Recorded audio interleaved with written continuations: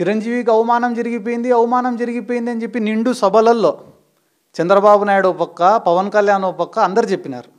సాక్షాత్తు చిరంజీవి గారే నిన్న ఒక ప్రకటన విడుదల చేసినారు. ఏమని? నాకు ఎటువంటి అవమానం జరగలేదు, గౌరవంతో నన్ను ఆహ్వానించి తెలుగు ఫిల్మ్ ఇండస్ట్రీ యొక్క సమస్యలను తెలుసుకొని మాకు లాభం చేకూరే విధంగా ఆనాటి ప్రభుత్వం నిర్ణయం తీసుకునేది తప్ప ఇక్కడ నాకేదో అవమానం జరిగిందని చెప్పి మాట్లాడడం చాలా దురదృష్టకరం.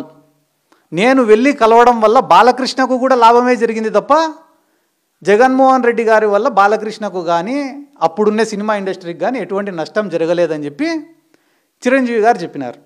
ఏ విషయమైనా తీసుకోండి అన్న, వాళ్ళు పొలిటిసైజ్ చేయాలా. ఓ పక్క మహేష్ బాబుని పిలిపించినారు, ప్రభాస్ను పిలిపించినారు, వీళ్ళందరినీ పిలిచి అవమానించినారు అని చెప్పి చిత్రీకరిస్తున్నారు. మాకేమవసరం అన్న? మా పార్టీలో మహేష్ బాబు అభిమానులు ఉండరా? ప్రభాస్ అభిమానులు ఉండరా? జూనియర్ ఎన్టీఆర్ అభిమానులు ఉండరా? మాకేమవసరం ఒకరిని అవమానించాల్సినది? ఈరోజు ఇదే తెలంగాణ ముఖ్యమంత్రి అయిన రేవంత్ రెడ్డి గారిని ఒకరోజు ప్రొడ్యూసర్లు, ఒకరోజు డైరెక్టర్లు, విడతల వారీగా సినిమా హీరోలు పోయి బొకేలు ఇచ్చి శాల్వాలు కప్పి కలుస్తున్నారు కదా. అంటే ఈరోజు రేవంత్ రెడ్డి వీళ్ళందరికీ అవమానం చేస్తున్నాడని దాని అర్థమా?